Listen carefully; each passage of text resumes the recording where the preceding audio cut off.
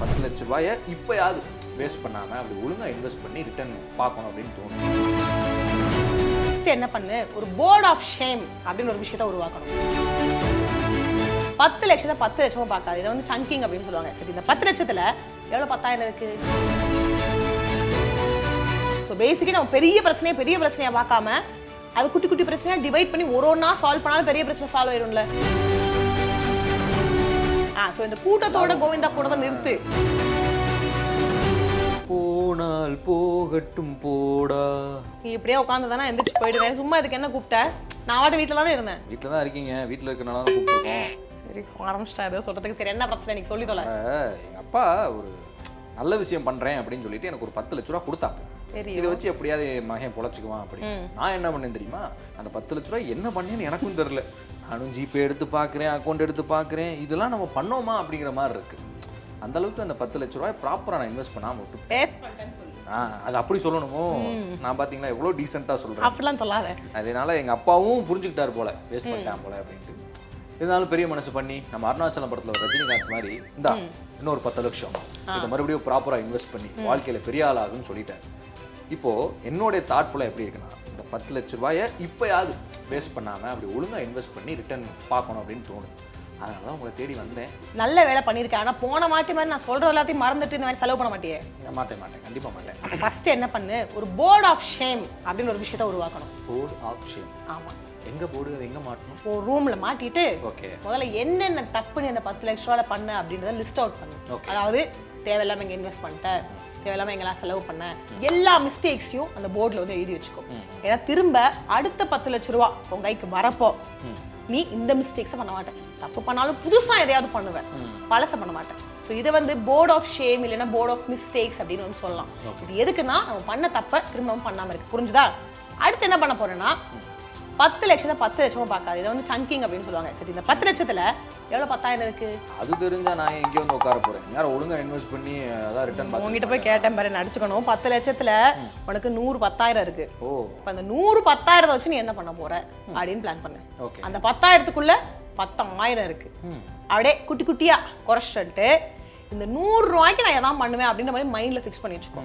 So basically நம்ம பெரிய பிரச்சனையா பார்க்காம அது குட்டி குட்டி பிரச்சனையா டிவைட் பண்ணி ஒரு ஒன்றா சால்வ் பண்ணாலும் பெரிய பிரச்சனை சால்வ் ஆயிரும்ல. கண்டிப்பா. ஸோ நீ என்ன பண்ற, இந்த 10 லட்சத்தை குட்டி குட்டியா பிரிச்சு ஒன்னொன்னு எப்படி செலவழிக்கணும், ஒன்னொன்னு எப்படி வந்து முதலீடு பண்ணணும் அப்படின்னு பார்த்தேன்னா 10 லட்சத்தை கரெக்டா செலவு பண்ணிருப்பேன், கரெக்டா முதலீடு பண்ணிருப்பேன். புரிஞ்சுச்சா? புரிஞ்சுச்சு. அப்பனா இதுக்கு பேர் தான் சங்கிங். இப்போ 2 விஷயம் சொன்னேன். ஃபர்ஸ்ட் என்ன சொன்னேன்? Board of shame. அப்புறம் வந்து சங்கிங். சரி, மூணாவது விஷயம் ஃபியர் செட்டிங். இது எப்படின்னா, இந்த 10 லட்சம் கிடைக்குதா, இதையும் நீ இழந்துட்டு இருந்தா அவங்க அப்பா என்ன பண்ணுவாரு? எங்க அப்பா இனிமேல் என்கிட்ட 10 பைசா கூட தர மாட்டாரு. வீட்டுக்குள்ள ஏத்துவாரா? கண்டிப்பா ஏத்துமா. சரி, ஓகே. அந்த மாதிரி இதை விட கொடூரமான கஷ்டமான விஷயங்களை யோசிச்சு பாரு. இந்த 10 லட்ச ரூபாய் இழந்தனா இதெல்லாம் நடக்கும் அப்படின்னு. அப்ப ஆட்டோமேட்டிக்கலி ஸோ அந்த யோசிச்சு பார்க்க முடியலன்னு சொல்லிட்டு அதை விட்டேன்னா தான் என்ன பண்ணாலும் செலவு பண்ணிடுவேன். ஒரு ஃபியரை செட் பண்ணிட்டு இந்த 10 லட்ச ரூபாய் இழந்துச்சுன்னா இந்த மாதிரி விஷயங்கள்லாம் நடக்கும், இதெல்லாம் நடந்துச்சுன்னா இந்த மாதிரிலாம் நடந்துரும், இந்த மாதிரி எல்லாம் ரோட்டுக்கு போய் அப்படிலாம் யோசிக்க ஆரம்பிச்சேன்னா அதுல இருந்து எனக்கு ஒரு சொல்யூஷன்ஸ் கிடைக்கும். என்னெல்லாம் நீ பண்ணக்கூடாது, அதுக்கப்புறம் இந்த பக்கம் பார்த்தீங்கன்னா என்னெல்லாம் பண்ணணும் அப்படின்னு தெரிய வரும். ஸோ ப்ராப்பர் வே கிடைக்கும். எஸ், அதை வந்து நம்ம என்னெல்லாம் பண்ணணும் அப்படின்னு யோசிக்காம, ஐயோ நம்ம இதெல்லாம் பண்ணா இப்படிலாம் நடந்துருமே, இப்படிலாம் நடந்துச்சுன்னா நான் இப்படிலாம் மாட்டிப்பேனே அப்படின்னு யோசிச்சு அந்த ஃபியர்ல இருந்து நம்மளோட சொல்யூஷனை கண்டுபிடிக்கிறோம். உனக்கு ஆல்ரெடி அந்த ஃபியர் கிடைச்சிருச்சு. எங்க லாஸ்ட் 10 வருஷம் அந்த கரெக்டா மூஞ்சி வச்சுக்காது. தேடிதான் போன மாட்டி வந்த அந்த 10 லட்சத்துல 1 ரூபாய்க்கு இருக்கிட்டே தான் வாங்கி கொடுத்தியா? இல்ல, அப்பெல்லாம் நீ ஏமாத்தாத நீ.